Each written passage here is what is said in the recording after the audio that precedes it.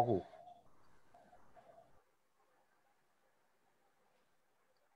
Estamos ao vivo, Beth, pode começar. Boa noite a todos, a todas. Eu quero agradecer, em nome da Seção Sindical São Paulo, a todos que estão nos assistindo, aos nossos convidados, os diretores nacionais do CENDMPU, Adriel Gael e Renato Cantone. Quero agradecer também ao Cacau Pereira, nosso convidado e palestrante. O Cacau é advogado com especialização em direito público, extensão em previdência pública e complementar. Mestre em educação, pesquisador do Instituto Brasileiro de Estudos Políticos e Sociais, o IPEPS. Bom, antes de passar a palavra ao Cacau, eu queria lembrar que ontem a Constituição Cidadã completou 32 anos e que ela sofreu 116 alterações, né? E agora, com a PEC 32 de 2020, é mais uma tentativa de se rasgar direitos que estão assegurados na Constituição. Isso sem que se verifique qualquer melhoria na qualidade dos serviços públicos ou da gestão pública. Então, eu estou passando aqui a palavra ao Cacau para a gente ouvir os impactos, né, que essa reforma ou deforma administrativa trará para os servidores e serviços públicos e também para a população em geral. Palavra com você, Cacau.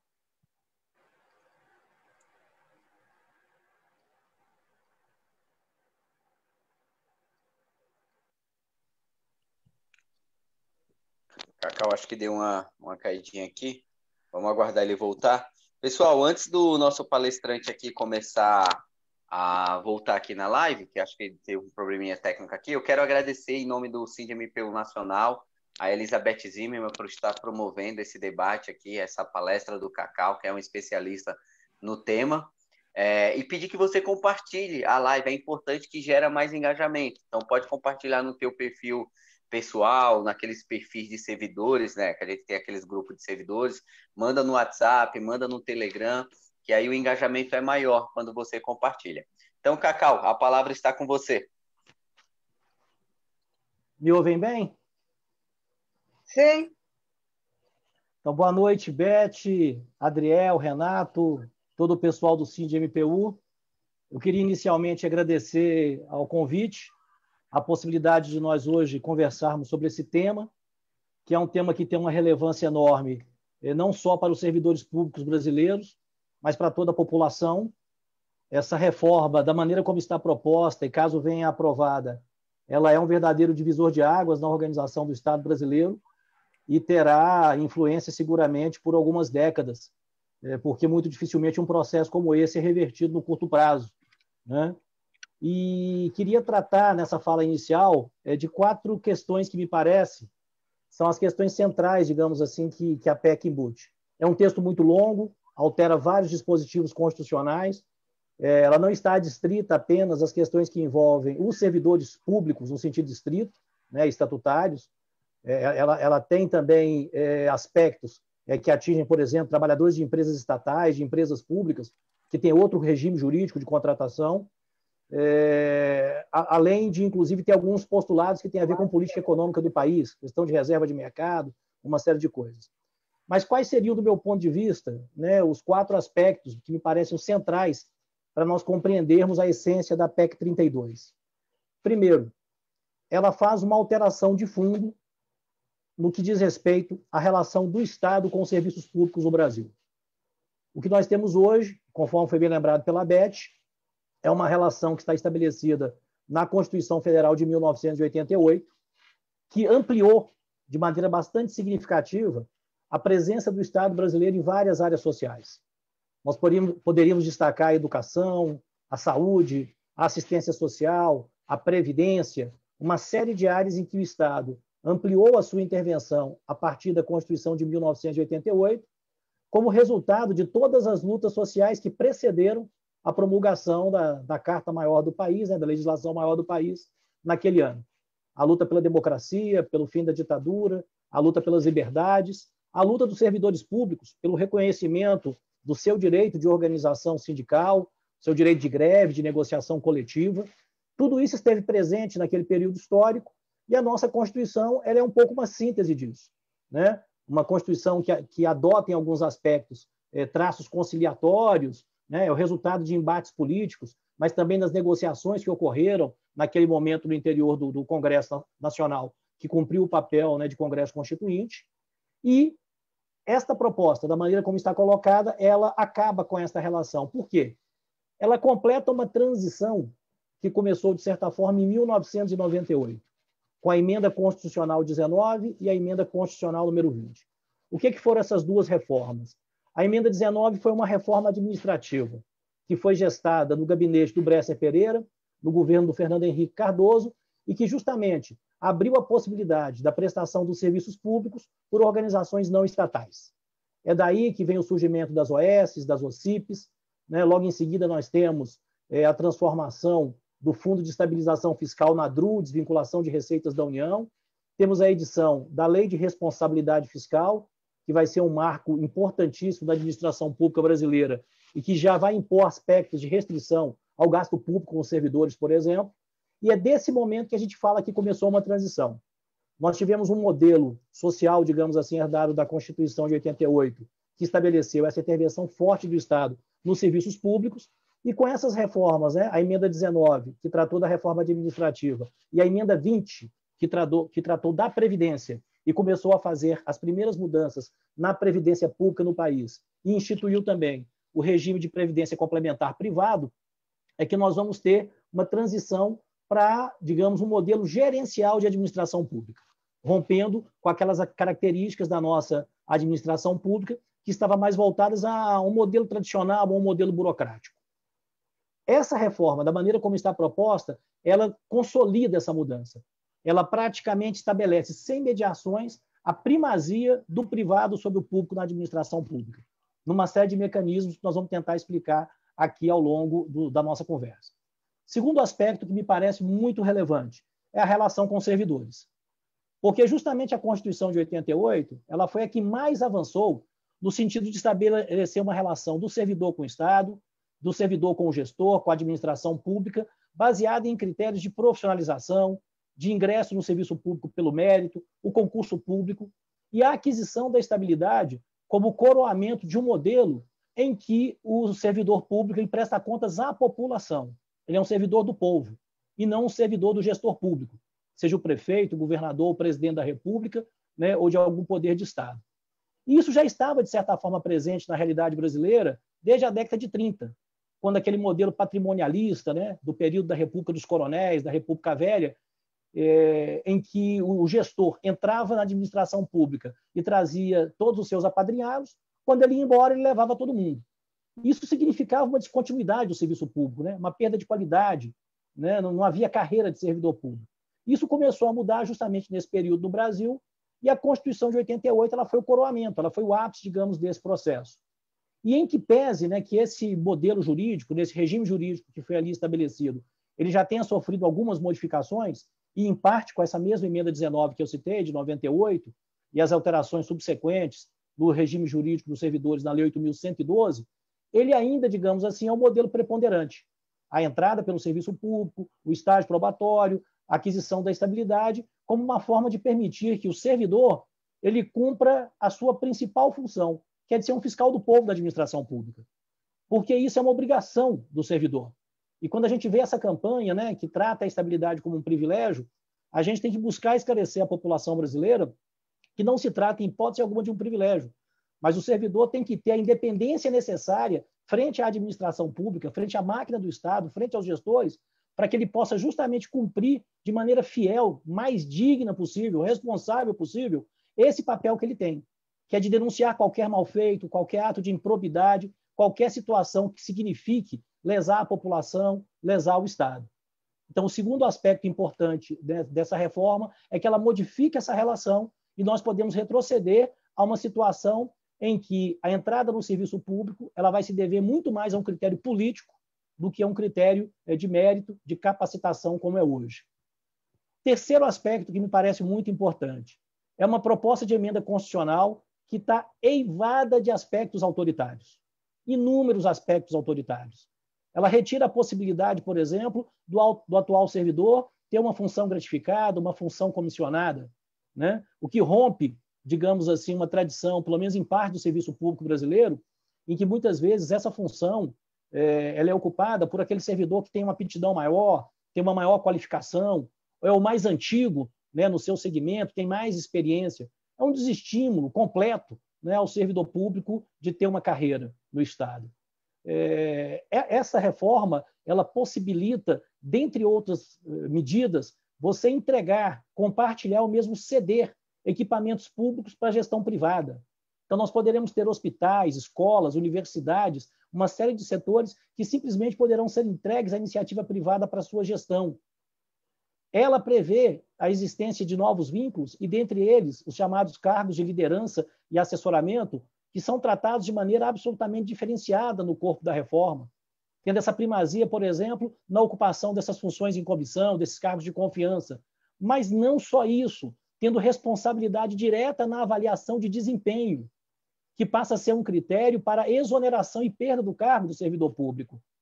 E esse novo vínculo, né, de assessoramento e liderança, ele passa a ter um papel preponderante, porque é eliminado do texto constitucional a referência que era feita a uma comissão que faria a avaliação de desempenho. Então, ela pode ficar, inclusive, nas mãos de uma pessoa que vai ter esse poder. E, justamente, esses cargos de liderança e assessoramento, eles não serão escolhidos por um concurso público, mas por um processo simplificado em que vai pesar aí a mão da indicação. Isso está bastante objetivo no interior da PEC. Essa PEC prevê, por exemplo, que militares do Exército, por exemplo, possam acumular funções como professor, ou como médico, ou como enfermeiro, né, rompendo, digamos assim, uma tradição do nosso serviço público que procura separar a esfera civil e a esfera militar. E ela possibilita esse compartilhamento sem a necessidade, inclusive, de abandonar as funções militares. Bom, e uma série de outras questões que conferem a ela um viés muito autoritário. Se nós tratarmos, inclusive, dos princípios constitucionais que estão sendo alterados, também ficam evidentes os riscos de um maior autoritarismo no serviço público. Você tem, por exemplo, a introdução de um princípio da unidade, né? E me parece que não leva em conta a diversidade que é o nosso país, diversidade política, diversidade organizativa, diversidade regional. Né? Nós temos milhares de municípios com características distintas. Muitos sequer você tem acesso por via terrestre, você só chega de avião ou de barco. Né? Então, você tem a necessidade de ter uma especialização, uma atenção da saúde, da educação, da assistência social, que esteja voltada à realidade daquele local. E o princípio da unidade é colocado aí como se fosse uma coisa despretensiosa, quando ele pretende, digamos assim, estabelecer regras e diretrizes gerais e aumentar, né, o controle, diminuir a descentralização, a boa descentralização, que é essa que observa as particularidades regionais. Você tem embutido aí também a introdução de um princípio da subsidiariedade, que é algo que causa espécie, porque se você for pensar a administração pública no nosso país, ela deveria ter, e tem ainda, a primazia na oferta e na execução da maior parte dos serviços públicos, ainda que uma parte desses serviços possam também ser prestados por outras organizações, inclusive privadas. Mas, na medida em que você introduz esse princípio, a administração pública passa a ser auxiliar, ela passa a ser secundária, ela deixa de ser preponderante. E isso seguramente está relacionado a essa possibilidade de compartilhamento e cessão de equipamentos públicos. Então, quer por onde a gente olhe, é muito difícil encontrar algum aspecto positivo na reforma. A propaganda que tem sido feita, lamentavelmente, é uma propaganda enganosa, para usar um termo leve. Ela trabalha em base a fake news, a inverdades. Quando, por exemplo, apresenta a reforma como uma reforma que vai tirar determinados benefícios dos servidores, e esses benefícios não são pagos a esses servidores. São benefícios que alguns setores especificamente têm e que não estão abrangidos pela reforma. Quando ela fala, por exemplo, em 2 períodos de férias por ano, né, coisa que a grande maioria dos servidores não tem, mas os magistrados têm. E os magistrados não estão incluídos na reforma. Quando ela fala em auxílio moradia, e o auxílio moradia só é pago muito especificamente e numa situação que, aliás, a própria iniciativa privada também paga, quando é necessário o deslocamento de um servidor, ele muda de estado, muda de cidade e tem a necessidade de se relocalizar rapidamente. Mas não é um benefício que é permanente. Quem tem esse benefício permanente, mais uma vez, são os magistrados. E eles apresentam a reforma como se fosse retirar este benefício, né, de todos os servidores, quando eles não têm, na verdade. E os magistrados estão fora da reforma e não vão perder nada com isso, né? Ela traz algumas coisas muito complicadas. Quando fala em férias de 30 dias, não leva em conta a realidade de determinados segmentos. Nós temos, sim, na área da educação, professores que têm períodos mais longos de férias ao longo do ano. Mas esta é uma realidade que já está colocada por todos os estudos, pela questão de saúde, pelo desgaste que envolve a função de um professor em sala de aula, a necessidade, né, dele ter um período de férias e um período de recesso. E a PEC fala em 30 dias no máximo, incluindo férias e recesso escolar, né, o que vai prejudicar os nossos professores, que já vivem uma situação bastante complicada, né, no seu exercício, no seu labor cotidiano. Então, o terceiro aspecto que eu destacaria é esse aspecto do autoritarismo que está embutido, né, que vai fazer com que o poder, a discricionariedade, o poder de mando, de decisão, e aí eu falo particularmente nos pequenos municípios, nas administrações municipais, é uma volta ao coronelismo. É algo que assusta, porque são práticas que nós imaginávamos já estavam extirpadas da cultura política brasileira. Ainda que elas aconteçam, ninguém defende isso abertamente. E o que nós estamos assistindo agora, inclusive, são agentes públicos, que vêm até a televisão, vêm até o rádio, dão uma entrevista a um jornal e que defendem, não, eu defendo sim, que o prefeito, quando assumir, ele possa levar quem ele quiser para compor a administração. Ou seja, voltando ao patrimonialismo, as piores práticas mais arcaicas que já existiram nesse país. E o quarto aspecto que eu gostaria de fazer referência é que esta reforma, ela não é uma reforma que foi pensada na melhoria do serviço público brasileiro. Ela não é uma reforma que foi pensada nas mazelas que nós temos, e de fato existem. Nós temos debates que podem ser feitos. O desrespeito ao teto salarial, por exemplo, é um debate legítimo, do meu ponto de vista. Algumas vantagens que alguns segmentos têm são vantagens que não me parecem legítimas. Mas não é disso que se trata. Essa reforma ela copia uma série de iniciativas que já foram tomadas em outros países e que, inclusive, deram errado. Agora, em meio à pandemia, por exemplo, na Espanha, eles tiveram que recuar da concessão dos serviços públicos de saúde que foi feita para organizações da sociedade civil. Um modelo parecido com o modelo que se pretende ampliar aqui no Brasil, que já existe, mas que se pretende ampliar com essa reforma. E na Espanha não deu certo. O Estado teve que voltar a intervir para assegurar serviço público de saúde de qualidade em meio à pandemia. Ela vai para um processo de destruição das carreiras, porque, embora ela não estabeleça no texto, né, quantas carreiras serão de imediato, ela estabelece mecanismos que possibilitam aos gestores fazendo uma canetada por decreto essas alterações, extinguindo cargos, extinguindo funções, extinguindo, inclusive, órgãos da administração indireta, como autarquias e fundações. E isso desestrutura a carreira, coloca o servidor em disponibilidade. Isso leva ao prejuízo, porque quando ele está em disponibilidade, o salário ele é proporcional ao tempo que ele tem. É feito um cálculo como se ele estivesse se aposentando naquele período e ele recebe proporcionalmente. Só depois de encontrar uma nova localização para esse servidor é que ele recompõe o seu vencimento e, ainda assim, pode perder gratificações, pode perder vantagens que ele tinha no cargo anterior. Então, é algo realmente absurdo, porque se copia. Portugal recentemente fez uma reforma administrativa e, numa canetada, extinguiu as 30 carreiras que eles tinham para 2. Basicamente, uma carreira de nível médio e uma de nível superior, e enquadrou todo mundo aí. Essa reforma copia também outros experimentos de outros países, como a chamada entrada lateral no serviço público, em que o servidor, quando recrutado por concurso, ele entra no início da carreira e vai progredindo. Essa reforma, ela acaba com a progressão, ela inibe a possibilidade de ascensão apenas pelo tempo, ela condiciona isso à avaliação de desempenho, e, como eu disse, vai ser discricionária e vai estar na mão, inclusive, de um cargo de confiança, que não é recrutado por concurso, mas, além disso, ela possibilita que esses cargos de assessoramento e liderança, eles entrem justamente ocupando o lugar, ocupando o posto dos melhores servidores, os mais experimentados, os mais talentosos, os que mais se dedicaram. E estão copiando aí a tal entrada lateral, que foi feita na França, que foi feita também em Portugal. Então, sequer uma reforma que foi feita pensando no Brasil.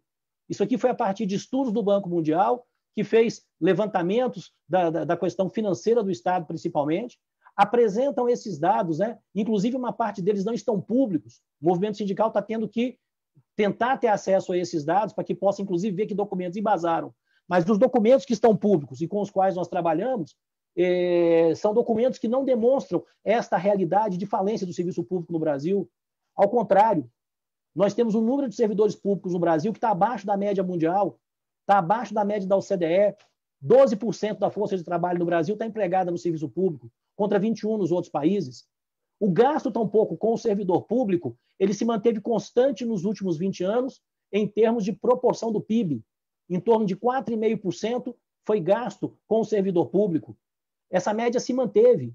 Então, o argumento de que o serviço público cresceu demais, inchou demais, isso não se justifica, porque não houve aumento proporcional do gasto. Tampouco no orçamento.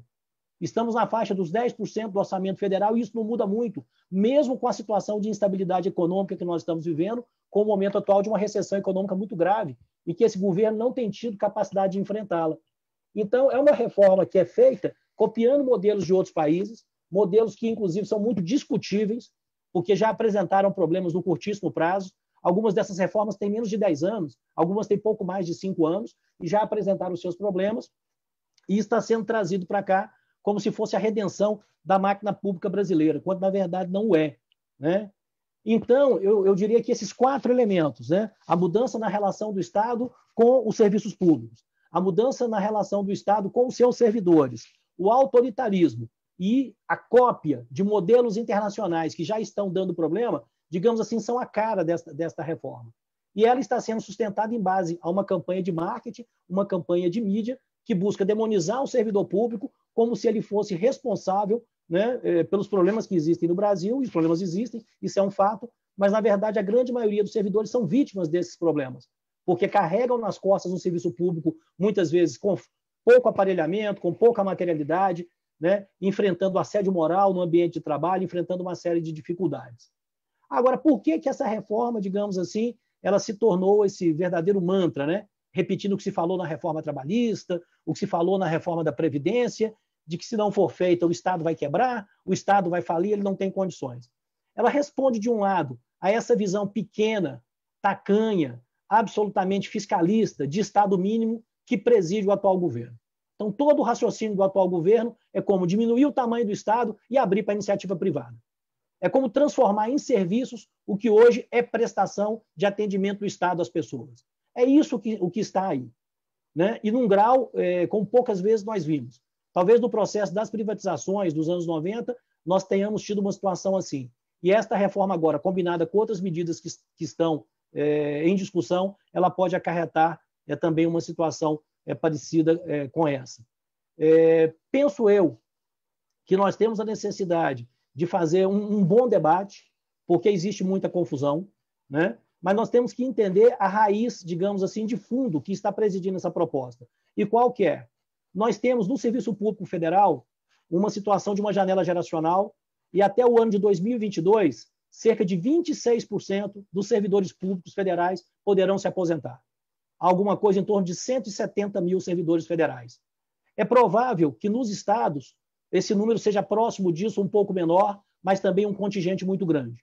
Nos municípios é mais difícil a gente mensurar, porque a realidade nos serviços públicos hoje já é de uma interposição de mão de obra terrível, de terceirização, de convênios, de contratos com organizações sociais, já é uma situação mais complicada. Mas isso significa um contingente enorme de servidores que vão se aposentar e seria, digamos, a janela de oportunidades para que o governo possa fazer essa reforma, na medida em que ele se livra desse servidor, que é mais questionador, que de fato é mais caro, porque ficou 20, 25, 30 anos na carreira no serviço público, então alcançou alguns benefícios que não são privilégios, é a forma que ele encontraria de fazer, digamos, essa depuração, essa diminuição. Uma parte desses servidores, pelas regras que estão propostas, né, na reforma, eles não precisariam entrar pelo concurso, você teria formas de recrutar de maneira mais ampla, ou com processo simplificado, e é tudo que os políticos querem, a possibilidade, digamos, de ter esse controle, né, sobre a entrada desses servidores, e uma outra parte, possivelmente, tampouco será substituída, porque nós estamos vivendo um processo de uma revolução digital, ela afeta todos os segmentos, afeta também o serviço público, e o governo tem uma secretaria, né, de governo digital que trabalha com a digitalização de todos os setores e de todos os processos do serviço público federal, no caso, até o final do mandato do atual presidente. Então, essa situação combinada é que está fomentando, digamos, essa sanha, essa rapidez, essa avidez por realizar a reforma. Porque esse seria um momento, digamos assim, que você não encontra rotineiramente, digamos assim, na administração pública, que é essa situação que eu chamei de uma janela geracional. Então, esses me parecem são os elementos centrais, os elementos mais qualitativos do debate. No mais, ele é uma reforma que retira inúmeros direitos dos futuros servidores, ela abre o caminho para retirar também dos atuais servidores, porque você vai ter mecanismos de, por lei complementar ou mesmo por lei ordinária, fazer as alterações. Em alguns casos, as alterações poderão ser feitas, inclusive, por decreto. Os vínculos que são criados, à exceção das chamadas carreiras típicas de Estado, e que isso vai ser ainda regulamentado, eles não contam com a combinação concurso mais estabilidade, somente nas carreiras típicas de Estado que nós teríamos. São vínculos que têm um elemento de precarização muito grande, particularmente o chamado vínculo de experiência, né, que passa a ser uma etapa a mais do concurso público, na qual você pode ter a convocação de um número maior do que as vagas, e a seleção depois não se dará pelo número das vagas no edital, mas se dará dentre todos aqueles que foram chamados, não os primeiros colocados, mas aqueles que na avaliação de desempenho foram os escolhidos. Então, isso abre caminho para uma ingerência política sem tamanho. Você pode ter um concurso que aprova 100 pessoas e você convoca 1.000. Além de onerar o Estado, você pode depois colocar os últimos colocados ocupando os cargos em definitivo, e não os primeiros colocados. Então, isso é uma quebra total, né, dos critérios que nós temos hoje.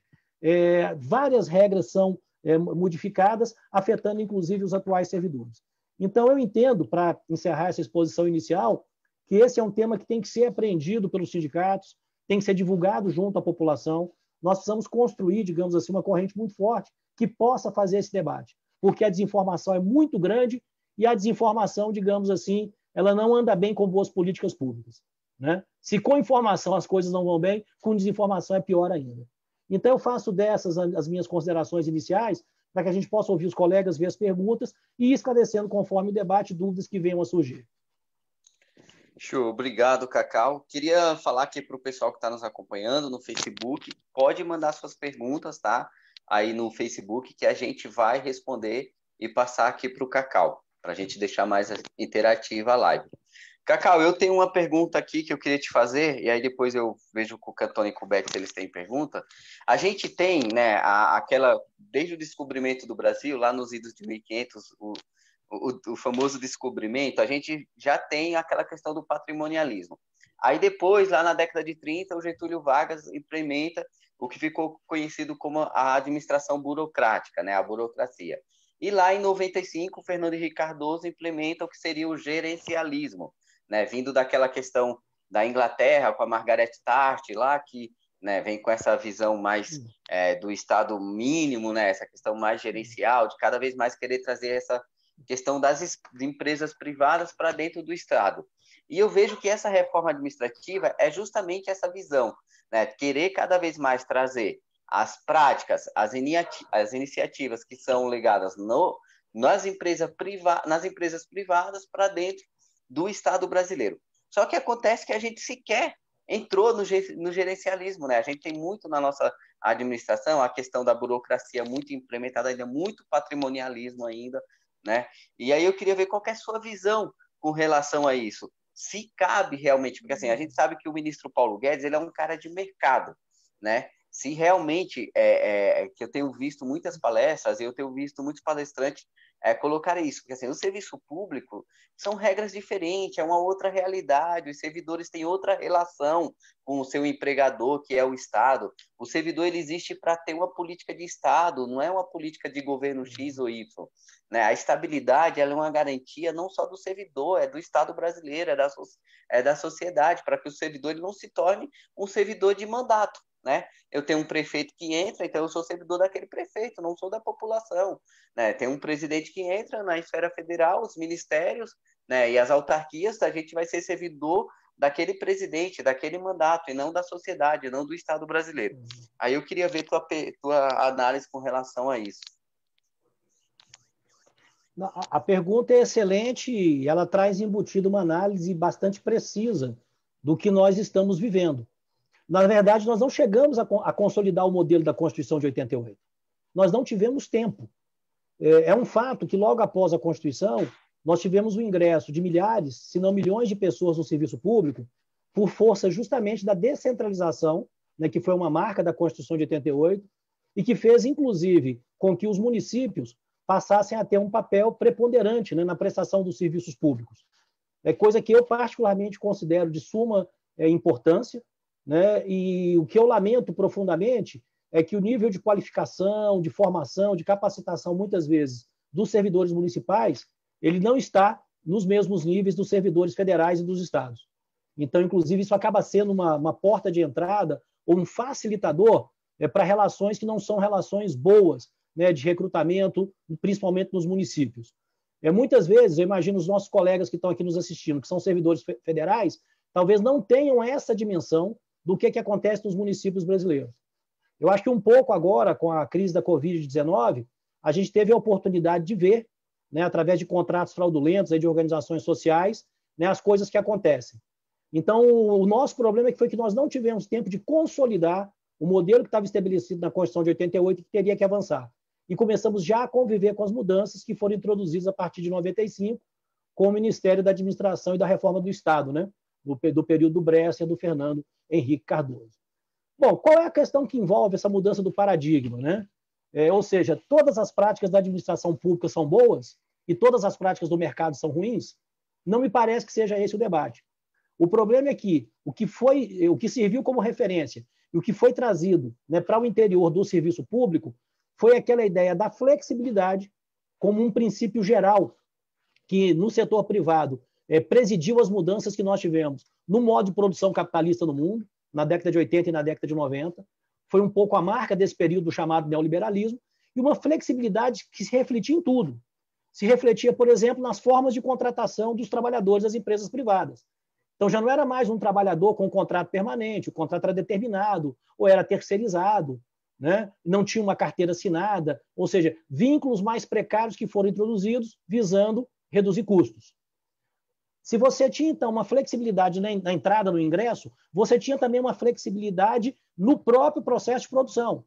Então, é um período de uma intensa transformação industrial, de uma revolução industrial que nós vivemos, em que as empresas começam a funcionar sem estoques, né? Modelo just-in-time, você passa a ter uma série de modificações que vão dar um grau de produtividade, por exemplo, a indústria, bastante grande, né? Então, para as indústrias, foi um período de um boom, de um desenvolvimento, né, de uma mudança no seu modo de produção. Essa flexibilidade vai se refletir também de outra forma nos processos de trabalho, como, por exemplo, introdução do trabalho à distância, home office, teletrabalho, né? Ou seja, coisas que nós estamos vendo agora com mais peso, mas que são dessa época, que foram introduzidos com uma força muito grande. Essa flexibilidade vai se refletir também na remuneração, em que a parcela fixa do salário ela vai reduzindo e vai aumentando a parcela variável, de acordo com a produtividade, de acordo com o desempenho, né? De acordo com o lucro e o resultado gerado. Então, tudo isso que foi feito para o setor privado e que implicou numa mudança fenomenal, digamos, nas relações de trabalho no mundo, isso começou a ser trazido para dentro da administração pública de maneira completamente acrítica. Então, quando você introduz um princípio da eficiência na Constituição, pode parecer que é uma coisa de menor importância, mas o que estava embutido na ideia da eficiência? Fazer menos, fazer mais gastando menos, ou fazer o mesmo gastando menos. Essa era a ideia. O problema é que o serviço público não necessariamente é assim. Você não tem como trabalhar isso como uma regra permanente em todos os segmentos. E olha que eu já estou falando aqui de um serviço público, digamos assim, em que o Estado brasileiro foi dividido em 3 áreas, em 3 partes, né? A partir do Bresser. Você vai ter aquelas áreas que ele considerou como típicas do Estado. Bom, aqui tem que ser o Estado mesmo. Então, incluiu ali a diplomacia, fora do serviço civil, o Exército, evidentemente, a proteção das fronteiras, a emissão de moeda, a justiça, né, a fiscalização e a cobrança dos impostos, enfim. Essas áreas aqui o Estado fica. Todo o resto foi colocado ali no meio campo, né, em que estavam serviços que poderiam ser compartilhados ou executados por organizações não governamentais, né? Então, aí entrou tudo. Entrou saúde, educação, assistência social, uma série de coisas. E uma terceira área que seriam as áreas privatizáveis, que foram as grandes privatizações dos anos 1990. Então, o que aconteceu? Foram introduzindo no serviço público uma série de mudanças que foram convivendo com esse regime que ainda não estava completamente consolidado e que foram, de fato, gerando muitos problemas. né? O tema fiscal, que logicamente é um tema importante, não se menospreza isso, mas ele virou praticamente um mantra, e o que é que foi feito a partir da legislação que foi estabelecida? Possibilidade de corte de salários, de funções, de gratificações, no limite até a demissão. Então, assim, o debate foi todo equivocado. O Brasil estava vivendo um período em que ele teria, para alcançar um certo nível de um Estado relativo de bem-estar social para a sua população, ou pelo menos um Estado social de direitos que garantisse educação para todos, saúde para todos, ele teria que, evidentemente, passar por um período de consolidação desse modelo. Mas esse modelo ele sequer chegou a descansar. O processo das privatizações, por exemplo, começam com o Collor. O Collor assume no ano seguinte a Constituição e começa já a privatizar a partir dos anos 90 e isso persegue. Então, do meu ponto de vista, é muito difícil você fazer uma comparação dos modelos, porque, na verdade, a gente viveu o pior dos dois mundos. Você não tem a consolidação de um modelo que, do meu ponto de vista, tem mais vantagens, entendeu? Ele tem mais, digamos assim, benefícios do que defeitos. Os defeitos existem e nós temos que atacá-los. Nós não podemos ser defensores de práticas ruins, enfim, coisas que existem no serviço público, não se trata disso, mas se introduzir um outro baseado na iniciativa privada que tem um outro escopo, que é o escopo da concorrência, que é o escopo da busca do lucro, perfeito? E isso não combina com o serviço público, né? Então, acho que esse é o problema. O governo atual, o que mais me preocupa é que me dá a impressão que é um governo, para além das suas posições políticas, ideológicas, não estou aqui fazendo esse debate especificamente, é um governo muito aventureiro. É um governo que, às vezes, propõe a fazer modificações sem estar muito baseado no que vai dar mais adiante. Né? Eu fico pensando, por exemplo, no Paulo Guedes, quando ele estava lá no Chile, ajudou na reforma da Previdência, acabou com o regime público de Previdência lá, introduziu a capitalização. Legal, foi embora. 20 anos depois não tinha dinheiro para pagar as pessoas. Cadê o Paulo Guedes? Bom, estava aqui no Brasil querendo fazer outras reformas. Então, eu olho para essa reforma e a impressão que me dá é essa. É que se isso passa, daqui 10, 15, 20 anos nós vamos ter problemas e essas pessoas foram embora. Para te dar um exemplo, essa PEC ela introduz uma coisa muito complicada e muito perigosa, que é um enfraquecimento dos fundos próprios de previdência dos servidores. Nós vivemos uma série de reformas nos últimos anos, foi criada a Previdência Complementar, foram consolidados os fundos próprios de previdência, os regimes próprios de previdência, e os 5 vínculos que estão colocados na proposta de reforma, apenas um estaria obrigatoriamente no regime próprio de previdência, que são as carreiras típicas de Estado. Os demais transitariam do regime próprio para o regime geral ou já entrariam diretamente no regime geral. Então, nós temos um risco de descapitalização no momento em que esses fundos próprios eles têm que acumular gordura, têm que acumular poupança, para no momento em que eles forem começar a pagar as aposentadorias, eles terem força suficiente. Então, assim, me parece que há um grau de um certo aventureirismo, né? Um certo grau de responsabilidade nas coisas, que não pensa política pública no longo prazo. Então, assim como eu vejo, é uma transição que, se vier, ela vai para esse modelo gerencial, mas é um modelo gerencial selvagem, é um modelo gerencial bárbaro, entendeu? Com coisas realmente que podem prejudicar muito a população. Veja, esse ponto das previdências eu ainda não tinha visto ninguém colocar em nenhum debate ainda, viu, Cacau? Né? Realmente, se eu não tenho novos servidores entrando e contribuindo para o fundo de previdência, eu vou estar descapitalizando essa previdência e aqueles servidores que estão naquele fundo, quando forem se aposentar, o fundo vai estar mal das pernas, né? Foi uma análise que eu ainda não tinha visto. Cantoni, isso. Faz a pergunta. Exatamente. Aí que chegou no Facebook.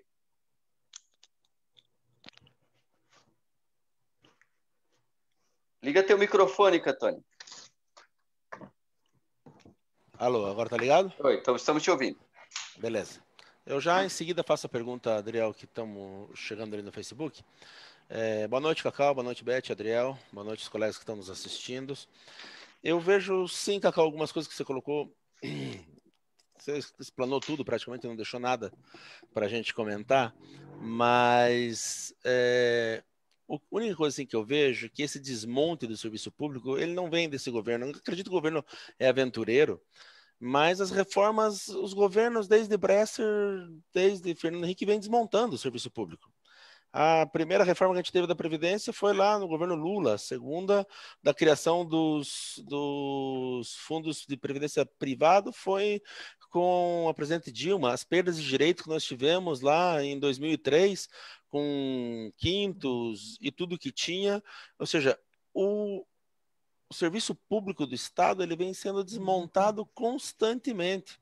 Então, você tem total razão em dizer que a gente nunca conseguiu estabilizar o serviço público. Houve uma grande proposta de um serviço público em 88, com a Constituição, mas a partir dali do governo Fernando Henrique, ele só foi sendo desmontado de uma ou outra forma, sempre atacando o serviço público.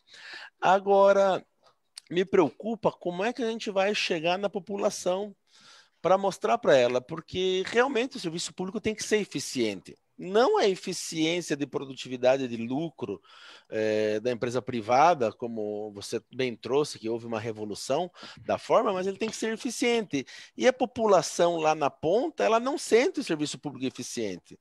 Por justamente esse desmonte e nunca ter sido deixado que o serviço público se estabelecesse e estabilizasse, nunca foi prestado um serviço público de qualidade. Então, claro que a população hoje ela vê que o serviço público não funciona em base. O atendimento médico não funciona, o posto de saúde não funciona, a escola é ruim.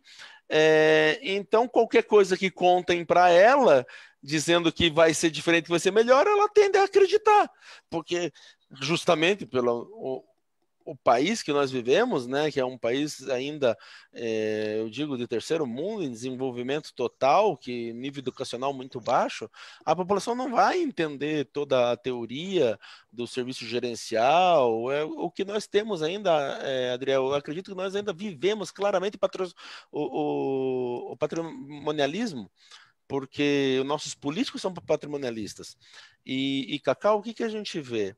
O momento em que a gente tinha que fazer, porque a gente tem falado nas nossas lives, nós não somos contra uma reforma, acho que tem que ser reformado o serviço público, ele tem que ser eficiente, a população tem que receber esse serviço lá na ponta, mas não da forma como está sendo, e não essa reforma, porque os políticos estão se aproveitando do momento mais uma vez para dizer que esse é o grande bastião do problema brasileiro. E, na verdade, o que vai ser criado é um problema muito maior, como você falou, não está se vendo as consequências para o futuro desse desmonte, desses vários cargos e tipos de cargos que estão entrando. Eu acho que aqui nós temos dois caminhos, dois discursos, sabe, Cacau? Um é aquele que você colocou, que é mostrar para o servidor público que as 5, porque para a população é indiferente se tem 5 tipos de contratações, se tem 2, se a tua previdência é privada, é pública, é no regime próprio ou é mista. Ela dá igual, ela quer o resultado. Eu acho que esse discurso vai muito ao servidor para ele acordar e entender que o servidor que hoje é estável, porque eles vieram com essa propostinha falsa em que o servidor, daqui para frente, o servidor estável não vai ser atingido, e ele vai ser atingido sim, por todos os motivos que você colocou. Nós vamos ter, por exemplo, a avaliação de resultados feita por um servidor que é um cargo em comissão fora da casa, e ele vai poder fazer essa avaliação, muitas vezes individual, porque não vai ter a comissão como ela é determinada. E também, uma coisa que a gente tem colocado muito é que os deputados, os políticos falam em reformar, mas eles não foram capazes nem de fazer as regulamentações que estavam pendentes na Constituição Federal. A avaliação por desempenho está ali desde 88. Ela precisa ser regulamentada. A greve do serviço público está ali desde precisa ser regulamentado. Então, o serviço público não funciona porque ele nunca foi regulamentado e nunca foi aportado como tem que ser feito. O que nós temos falado sempre, né, Adriel, é que o que está sendo feito não é uma reforma do serviço público, uma reforma de Estado para que exista serviço público de governo. A estabilidade não é um bem do servidor, é um bem da população. É uma garantia que você colocou lá que a população vai ter, que ela vai ter fiscais do serviço público, dentro do serviço público, porque eles têm essa garantia de estabilidade. Então, quem perde quando cai a estabilidade não é o servidor público, é a população toda, é o Estado todo, que passa a ter serviço de governo, como o Adriel colocou, serviço onde que você vai atender ao chefe imediato que está ali.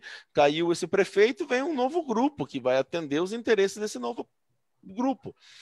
Então, a minha pergunta é, como que a gente vai chegar na população?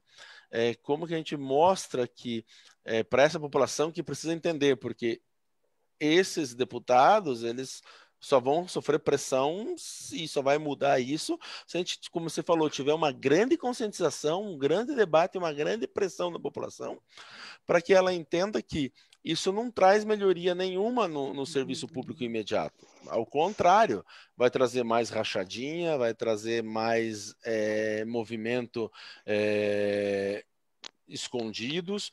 Como você mesmo disse aqui na pandemia, acabamos de ver as ONGs aí todas sendo investigadas agora, 90% das compras que aconteceram em emergência estão sendo investigadas.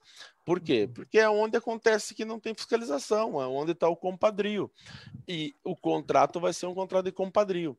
Então, realmente é muito grave a reforma como ela está sendo posta, a reforma como está sendo feita, independente desse governo. A B, como você falou, não estamos discutindo aqui a tese ou a teoria do governo, mas estamos discutindo o Estado brasileiro.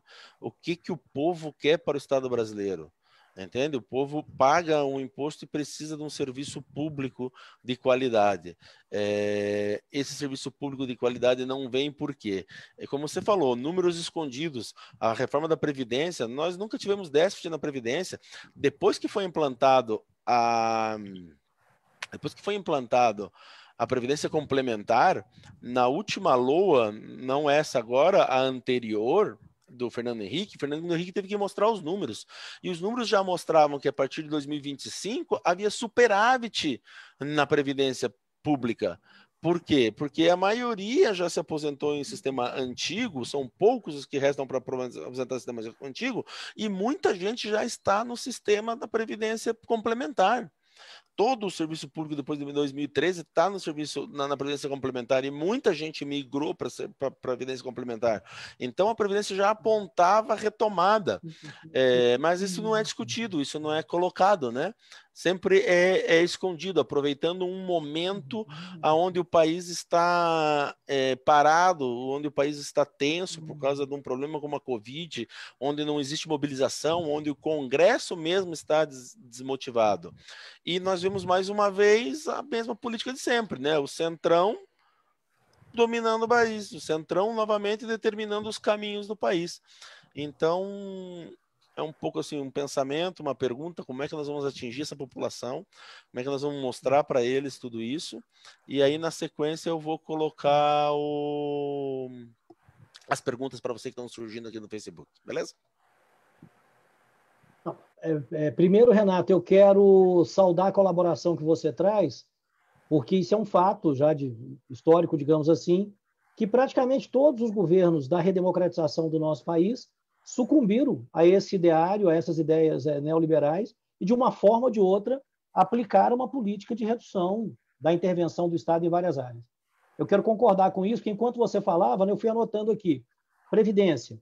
Começou com a emenda 20, Fernando Henrique. Emenda 41, governo Lula. Emenda 47, PEC paralela do governo Lula. Final do primeiro mandato da Dilma, ela fez uma mini reforma mudando as pensões. E agora a emenda constitucional 103. Né? Então, assim, são governos de distintos matizes ideológicos, né? E o que é mais interessante nisso, não sei se vocês conhecem, mas quem tiver interesse pelo tema, eu sugiro. Existe uma matriz de todas essas propostas, que é a PEC 33, de 1995, que foi a que resultou na emenda constitucional número 20. Peguem a PEC 33 de 1995. Ela tem tudo que está nessas 4 emendas constitucionais. Já tinha no texto original lá, entendeu? Só que ela foi sendo aplicada de maneira fatiada, vamos dizer assim. Então, eu quero primeiro concordar com isso, porque, infelizmente, nós não tivemos um movimento contra-reformista, né? No sentido de reestabelecer determinadas garantias. Se quebrou o direito adquirido, né? O direito adquirido deixou de existir juridicamente. Né? O direito adquirido hoje é aquilo que está na lei atual. Ele vale até que uma lei sobrevenha. Aliás, se tem uma honestidade do texto dessa PEC, é que ela afirma isso categoricamente. Ela fala que os atuais servidores não serão atingidos, exceto se sobrevier lei que modifique. Então, assim, é brincar com a inteligência das pessoas, entendeu? Isso está no texto, né? Não exatamente com essas palavras, mas com este conteúdo. Né? Então, é essa a situação que nós vivemos, que é uma insegurança para o servidor e uma insegurança jurídica total que existe. É quebra de contrato mesmo, não tem outra forma. Agora, o que é que eu penso em relação ao qual papel que nós que somos críticos a essa proposta de reforma, o que é que nós temos que fazer? Eu vejo que tem 3 níveis de discurso e que não são iguais. Eles se combinam, mas eles têm apelos, eles têm formas e até conteúdos diferentes. O debate, por exemplo, com os servidores federais, eu penso que é feito de uma determinada maneira, né? E particularmente quando eu estou dialogando com colegas do Judiciário, do Ministério Público. Se você pegar os documentos do Banco Mundial, eles fazem questão de destacar, dentre os servidores públicos, aqueles que seriam os mais privilegiados. Aí aparece, né, o Judiciário, o Ministério Público, a Advocacia, entendeu? Eles selecionam determinadas áreas, né, como se ali estivesse. Traz, inclusive, estatísticas. Cacau, vou te fazer um parênteses aqui, mas é muito interessante isso, porque sempre que vem essa estatística, mesmo quando a gente vai discutir reposição salarial, tudo isso aí, quando eles fazem essa conta, eles contam todo o Ministério Público, promotores e procuradores. Aí, claro que nossa média salarial é privilegiada, claro que nós temos 60 dias de férias, claro que nós só somos mandados embora com aposentadoria e não somos demitidos. Mas eles não desmontam ali quem é servidor e quem é membro de poder. Daí, na hora, quando a gente tem que receber a chibatada e ser demitido, é PAD, é 30 dias de férias, a gente não pode vender férias, a gente não pode acumular férias, a gente não tem gratificação por acumular ofício, a gente não recebe hora extra, a gente não recebe dinheiro por plantão, e ninguém daí coloca isso na conta. É bem isso que você está falando. Isso. É isso. Então, eles pegam... Nós tivemos, nos últimos anos, um crescimento importante, né? Uma expansão do Poder Judiciário no Brasil, que é algo fundamental, né? Nós não temos outro espaço aonde recorrer, o cidadão não tem, né? Diante de uma lesão de direitos. Então, existe uma função social no Poder Judiciário, né? Então, eles pegam essa expansão, justamente englobam todo mundo numa conta só. Tivemos um crescimento real de 13,5%, né, nos últimos 20 anos, no gasto com o servidor público, né, do Poder Judiciário, por exemplo. Qual que seria o segundo aspecto discursivo que eu vejo? Eu acho que há uma importância grande, tem uma importância grande estabelecer um diálogo com os servidores públicos municipais. Porque esse servidor municipal, ele não tem nada a ver com a realidade mesmo dos estaduais e dos federais.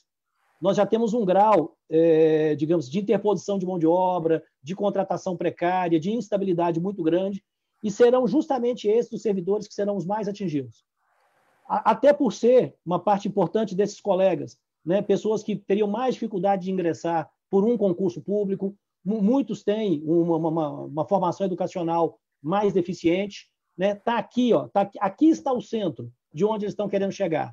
É aqui que eles querem manter um controle e uma manipulação. A reforma, evidentemente, ela tem um viés fiscal, ela tem um viés de economia, mas eu acho que está dado por outros caminhos, como a possibilidade da aposentadoria de muita gente, que eu falei agora, né, na fala anterior, né, e outros mecanismos que estão em discussão em outras PECs. Mas tem 2 aspectos nessa PEC, que é o do controle do servidor público, por meio de todas essas propostas que estão sendo feitas, e os cargos de assessoramento e o recrutamento amplo, né? Que é uma coisa que salta aos olhos, ela é evidente na PEC, né? E o outro, a possibilidade do aparelhamento do Estado, institucionalmente, para mim são os 2 elementos que estão aí. Então, o diálogo com os municípios é importante. E o terceiro é o diálogo com a população. E aí eu quero concordar mais uma vez contigo, né? Para a população, nós temos que levar para ela aquilo que é concreto, né? Que é a possibilidade de um serviço público mais deficiente, né? Mais ausente nos municípios, porque no município é a UPA, é a UBS, é a creche, é a merendeira da escola, é a varrição de rua com o gari, é o ACS, agente comunitário de saúde, é o agente comunitário de endemias, é o trabalhador lá do cemitério, do velório municipal. São esses serviços que são ofertados à população. Então, nós temos que saber dialogar com essa necessidade. Então, acho que nós temos 3 elementos discursivos que são diferentes, mas que eles se articulam.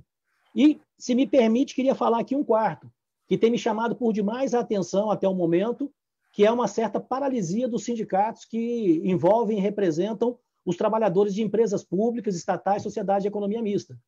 Eu estava até hoje, inclusive, terminando um artigo que vai ser publicado amanhã ou depois, que trata desse tema, porque o grau de intervenção na dinâmica dos sindicatos é absurdo. Ele estabelece limites para as negociações coletivas, restringe direitos, proíbe cláusula de estabilidade no emprego, para você ter ideia. Então, o grau de intervenção nos sindicatos, que é uma coisa assim absurda, entendeu? Vou fazer Diga. mais um parênteses aqui para você. A minha visão é que o sindicato ele se amorteceu e morreu, eu acho, desapareceu em sua função lá quando tivemos o primeiro governo Lula com muito êxito. Por quê? Os sindicalistas na época foram ao governo e os que ficaram imaginaram que o governo ia resolver tudo para eles, porque era um governo dos trabalhadores. Esqueceram que aquele grupo virou governo, virou Estado, entende? E nisso se desarticulou completamente. De lá para cá, você pode perceber que você vê só o declínio do movimento sindical. O segundo mandato, depois o primeiro mandato Dilma, o final do segundo mandato Dilma, o governo, e principalmente nos sindicatos que são ligados ao serviço público. Nós não vemos, a Beth é prova disso, a gente tem que correr atrás para ver se organiza, se movimenta, se faz uma reunião, se mobiliza, as federações, é muito difícil. E aí você sai com uma ideia de uma federação, de uma coisa, e vai falar com os sindicatos, não existem. Tem lá 1, 2, 3 pessoas, os filiados não se movimentam, não se reúnem, não escutam. Então, realmente, o movimento sindical ele está totalmente apático. O sentimento que a gente tem é de uma luta assim em glória, porque você fala, conversa, busca, e mesmo os dirigentes não tem saída, não tem resposta, não tem retorno. Então é como se não houvesse um movimento realmente. E eu vejo o declínio desde lá de trás, porque se confiou que o governo ia trazer todas as soluções e não seguiu buscando as soluções e discutindo nas mesas as soluções, aonde nós devíamos ter discutido essas PECs, que você acabou de trazer algumas, desde a PEC 33, as demais, por exemplo, em relação à reforma da Previdência, né? Que foram sendo implantadas uma a uma e foram passadas assim uma a uma como se nada tivesse acontecendo. Ninguém parou, ou seja, os movimentos não pararam para brigar e discutir e exigir que esse governo, que era um governo dos trabalhadores, defendesse isso. Ao contrário, foi acontecendo. Então, é um trabalho realmente, você tem total razão, um trabalho com os sindicatos que tem que ser urgente, urgentíssimo. Manda a pergunta, Cantoni, do colega que fez aí na questão da Giovana Campos, para a gente já ir, porque já estamos a 1 hora de live. Passa rápido. Passa muito rápido. Eu vou colocar assim, ó. A colega Giovana Campos, né, ela pergunta assim: estão previstos alguns mecanismos de proteção contra demissões, como multas ou indenizações, e o FGTS de quem já está, né? Essa é uma pergunta que ela tem, e eu acho que era essa, né? E alguns outros usuários estão perguntando sobre, no fundo é da mesma coisa. A maioria está preocupada sobre se existe algum mecanismo de proteção na PEC. Eu já respondo de antemão que proteção não tem nenhuma, meu amigo. Mas o Cacau vai poder responder. Na Constituição de 88, a estabilidade veio justamente em detrimento do FGTS que se tinha, né? Mas, Adriel, é o que o Cacau falou, cara. É só a gente olhar aí. O nosso STF, nós não temos um tribunal judicial, nós temos um tribunal político. Se julga as coisas conforme quer, conforme se precisa que seja julgado, se tem uma interpretação. Então, o que é mais básico no direito, que é a proteção ao direito adquirido ou a coisa julgada, ela está sendo atropelada diariamente. Cacau. Vamos lá, Cacau, para essa missão aí. Vamos lá. Não, primeiro o seguinte, eu também sou bastante crítico aos rumos que o movimento sindical tomou no Brasil, particularmente a partir de 2003. Eu também fui dirigente sindical até 2016, fui do movimento sindical bancário, de entidades regionais e nacionais, né? Então, acumulei algum grau de experiência aí, e também vivemos entre nós muitos problemas, né? A dinâmica dos fundos de pensão, por exemplo, que participaram de processos de privatização no Brasil, foi algo terrível. E antes ainda no governo Fernando Henrique, né, já gerou uma divisão no movimento sindical bancário, porque os fundos de pensão cumpriram um papel lastimável de colaboração com os bancos e as grandes empresas de infraestrutura naquele momento na privatização de empresas públicas. Então, um processo que já vem daí e essas tentativas de cooptação do movimento sindical. Agora, do meu ponto de vista, né, em que pese que houve, de fato, esse processo de um certo amortecimento, de uma certa conciliação, digamos, Se nós pegarmos os números frios, nós tivemos ainda um movimento sindical razoavelmente forte no Brasil até 2016, em números de greves, de mobilizações, e particularmente os servidores públicos.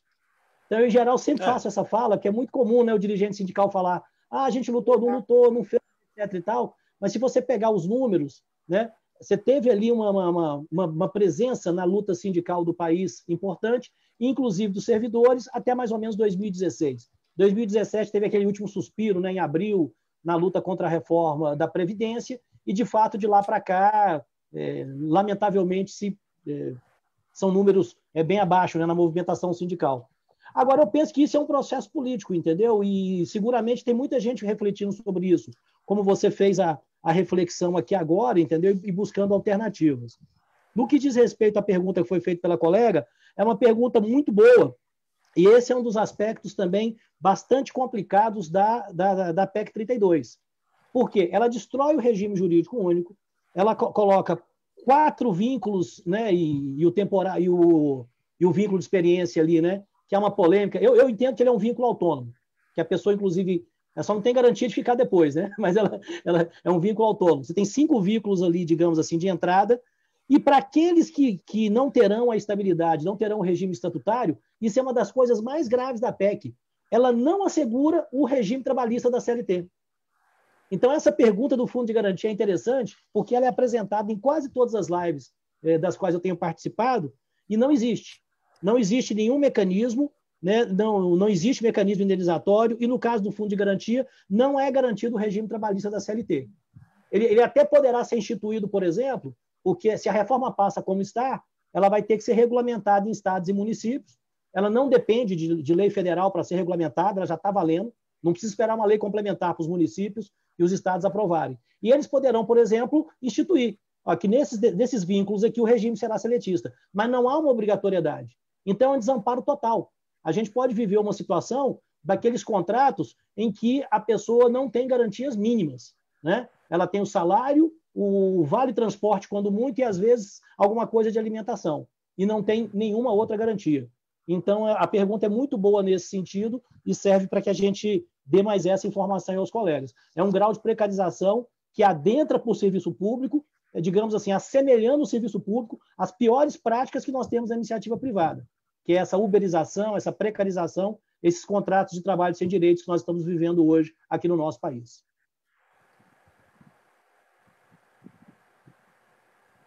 Microfone, Adriel.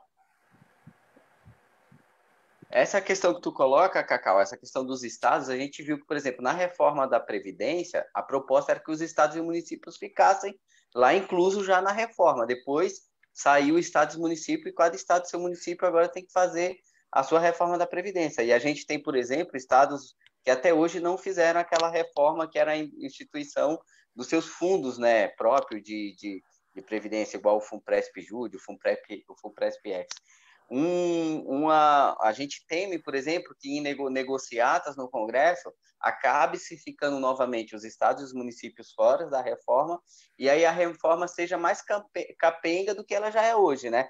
Porque a gente não falou aqui, infelizmente, na live, porque o papo foi ficando gostoso, mas ainda a gente tem fora os membros de poderes, né, e os militares, né? Inclusive tem uma PEC, uma emenda já do deputado e os congressistas, federal, né?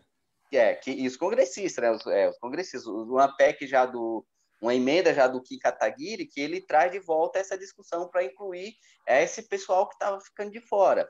Então, assim, eu acho que o momento da apresentação da PEC, eu sempre falo isso, foi totalmente oportuno para o presidente, para o governo, né? Porque a gente está desmobilizado, a gente está fragilizado, o país está saindo de uma pandemia com mais de 140 mil mortos, né?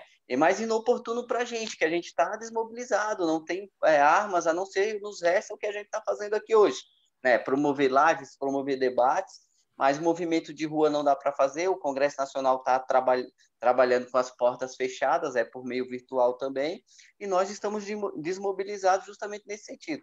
E aí eu queria ver tua opinião com o sentido desse oportunismo por parte do governo e dessa questão de ser inoportuno para parte de quem vai ser atingido, né? que está, de certa forma, aí, respeitando o isolamento social, diga-se de passagem, né? Porque a ala do governo, de apoiadora do governo, vinha no movimento de toda semana, ou no mínimo 2 vezes por mês, está aqui, mesmo na época da pandemia, em apoio ao governo, aqui fazendo manifestações, desrespeitando o isolamento social, e nós, de todo momento, respeitando o isolamento social. A gente não vê os sindicatos chamarem movimento de rua, justamente para não serem criticados, né? Falar, vocês querem teletrabalho, querem isolamento social, mas quando atingiu vocês foram para as ruas.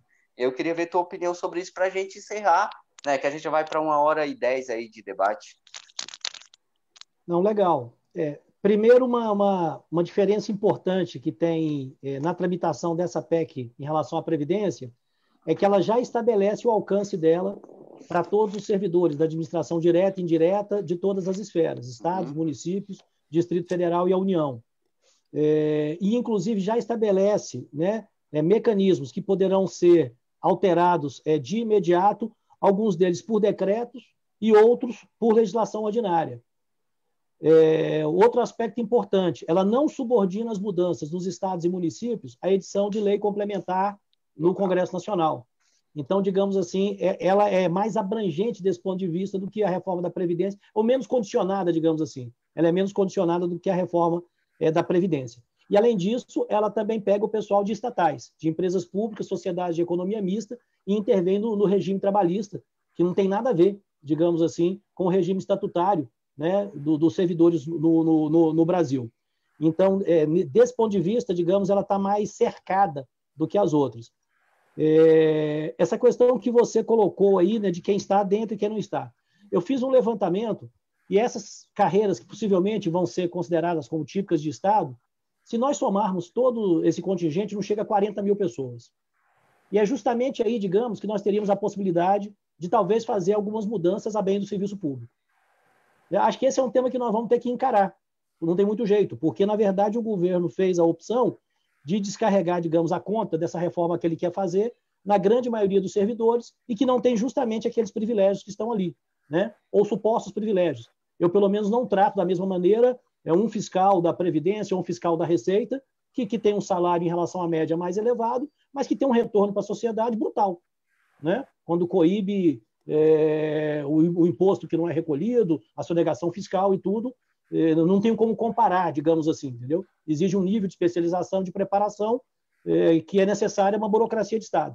Nós não podemos pensar o Estado ser uma burocracia, digamos, forte, preparada, corrigir distorções, sim, mas demonizar, né, pessoas... É até engraçado, né? Um governo fala tanto em meritocracia e agora ele ataca a meritocracia e quer a entrada pela porta dos fundos, né? Na verdade é isso. Ele quer um serviço público que se entra pelo compadrio, pela amizade, pela relação política. E acho que, de fato, a proposição da PEC agora, ela tem um cálculo realmente que leva em conta essa situação da pandemia, mas eu penso que isso pode ser um tiro no pé, porque também nós estamos em meio a um processo de eleição. E se a gente souber trabalhar nos municípios, nós temos como fazer uma denúncia forte e, inclusive, de alguma maneira, tentar adiar e atrasar a tramitação, para que a gente possa pensar num processo de mobilização com condições sanitárias menos ruins do que agora, né? Há, de certa forma, uma volta, ainda que numa situação muito ruim no país das pessoas, a uma semi-normalidade, digamos assim, né? Então, nós não temos a mesma situação de 4, 5, 6 meses atrás, e acredito eu que dificilmente para o início do ano a situação estará dessa maneira. Já estão todos os segmentos públicos e privados preparando isso. Eu acho que nós temos que levar isso em conta nos nossos cálculos, nos nossos tempos políticos, né? Porque, de fato, sem mobilização, sem participação dos servidores, sem diálogo com a população, é muito difícil que a gente possa derrotar, digamos assim, esse intento. Então, acho que houve, de fato, aí uma visão de oportunidade, né? Um oportunismo, no sentido de apresentar agora, mas, numa situação normal, a tramitação de uma PEC ela é lenta. Não tem como fazer isso em 2, 3 meses. Então, nós temos que utilizar todos os instrumentos que tivermos à mão, os contatos com a frente parlamentar, né, em defesa do serviço público, né, as bancadas que nos apoiam, no sentido de atrasar, de obstruir, ou seja, de utilizar tudo o que for possível. Temos que exigir as audiências públicas, não pode ter um processo de emenda constitucional sem audiência pública, isso é básico, entendeu, do processo legislativo nosso. Enfim, de tal maneira que a gente possa ganhar tempo e, em condições mais favoráveis, a gente ter condições de voltar à rua e enfrentar esse processo. É uma situação fácil? Não, de maneira alguma, mas não acho que é uma situação intransponível, né? Acho que a própria live foi levantando os elementos. como dialogar, é o mesmo diálogo, são os mesmos argumentos, como fazer isso, né? Como fazer todo mundo entender que está abarcado. Então, eu, por exemplo, estou muito preocupado com o pessoal de empresas estatais. Setor de transportes, por exemplo, está todo embutido aí de transporte estatal público, pessoal dos metrôs. Isso dá um outro peso a uma mobilização social, além dos servidores, né? Então, são todas coisas que nós temos que pensar para ver como construir essa resistência, né? E acho que nesse sentido a live foi muito interessante, que ela foi apontando coisas, né? Meio que numa escadinha, né? Do que fazer. E acho que o momento agora para vocês, que são dirigentes sindicais, é justamente estar pensando isso, de como construir com a máxima unidade. Porque, voltando à minha fala inicial, isso é uma mudança de perspectiva de nação. Isso é uma mudança que retrocede não para antes da Constituição de 88. Isso retrocede um século na história brasileira. E isso não se recupera com rapidez. Então, nós temos que tentar evitar, para não ter que depois correr atrás do prejuízo, né? Como a gente diz popularmente. É isso. Cacau, assim, o que me deixa feliz é saber que, de uma certa forma, mesmo por meios sociais, a gente tem conseguido fazer uma certa mobilidade, né? Você citou a Frente Parlamentar Mista em Defesa do Serviço Público, da qual o SINDI-MPU faz parte, é signatário. Eles estão no movimento de tentar colocar no Trend Topics do Twitter toda semana um Twitter, né? Uma tag, e já vem há 4 semanas, ficamos em 9º, depois em 8º, aí atingimos o 1º lugar, semana passada ficamos em 4º, então a gente está mostrando nossa insatisfação realmente com essas lives, com esse Trend Topics que a gente tem feito toda quinta-feira. Essa quinta-feira tem, né, eles divulgam a tag um pouquinho antes, para o governo não tentar, né, subir nenhuma tag parecida ou contrária no mesmo dia. Mas, assim, a live foi muito proveitosa. O SINDI-MPU, né, o Sindicato Nacional dos Servidores do Ministério Público da União, fica à tua disposição. E, obviamente, quando a gente for fazer outros eventos, contamos com a tua presença, com a tua participação. Quero agradecer imensamente a Beth pela iniciativa aí, pela Seccional de São Paulo, por trazer esse debate novamente. O debate é o tema da vez, e foi muito feliz aí te apresentar para a gente aqui da Nacional e ter promovido esse debate pela seccional do SINDI-MPU São Paulo. Agradecer mais uma vez ao Renato Cantoni, que sempre está aqui nas lives com a gente também. Obrigado a cada um de vocês. Deixo aí para as considerações finais de Beth e Cantoni, e boa noite. Cacau, muito obrigado pela explanação, Adriel, Beth, aproveitando que você falou ali um pouquinho antes, e voltou a reforçar, eu acho que, devido ao momento, que também é um momento de eleições, é fundamental realmente a gente trabalhar com os servidores municipais, mostrar para os servidores municipais realmente a forma com que ele vai ser atingido. E é lá no município onde esses deputados vão querer eleger prefeitos, onde que a gente vai poder fazer a maior pressão, o maior trabalho. Então tem que ser feito um trabalho muito forte ali, porque não tem o que pensar que isso é uma reforma que vai ser boa, não. É aquilo que você falou, retrocede 100 anos, é uma reforma de Estado. Então, o brasileiro tem que pensar o que ele quer no Estado. O que você está reformando aqui é o Estado. Você não está reformando o governo, o serviço público, você está reformando o Estado inteiro. O conceito completo de Estado que o Brasil vai ter, você está reformando. Então, você vai ter cada vez menos serviço público, cada vez menos proteção, cada vez menos ajuda, ou seja, como é que você vai fazer, o que é que você está buscando. Então é isso que a gente tem que mostrar, e realmente eu acho que o servidor municipal é um servidor que ele hoje é bem aquilo que você falou, uma diferença muito grande em capacitação, em suporte técnico, em estrutura técnica para trabalhar, tudo isso é muito complicado, então a gente tem que mostrar que isso ainda vai piorar mais. Agradeço muito, realmente a live foi muito boa, foi uma crescente, contamos com você outras vezes. Realmente estamos fazendo um trabalho semanal com os estados, algumas lives específicas, outras com grupos dos estados. Muito obrigado, Beth, pelo apoio, pela perseverança, pela luta. Fiquem todos bem. Beth?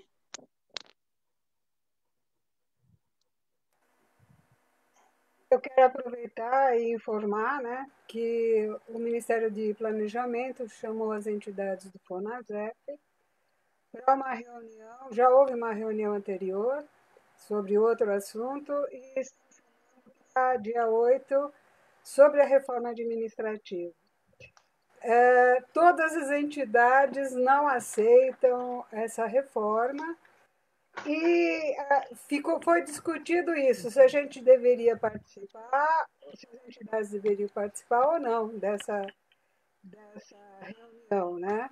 Que a gente sabe que eles costumam vincular, né, as entidades às decisões dele, que às vezes a gente não concorda.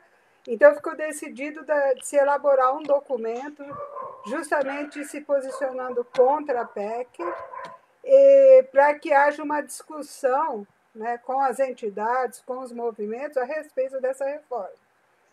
E, bom, eu quero aproveitar, agradecer ao Adriel, ao Renato, ao Grande Cacau, o meu agradecimento e a todos que assistiram a essa live. Um grande abraço. Obrigado, Beth. Obrigado, Cacau. É isso. Ok. Cacau não vai falar? Só agradecer. Agradecer a todos. Obrigado a Beth pelo convite, ao Adriel, ao Renato, que eu conheci hoje. Ficamos aí à disposição no que a gente puder ajudar aí nessa luta, tá? Uma boa noite, um grande abraço a todo mundo. Boa noite a todos, então. Show, obrigado, gente.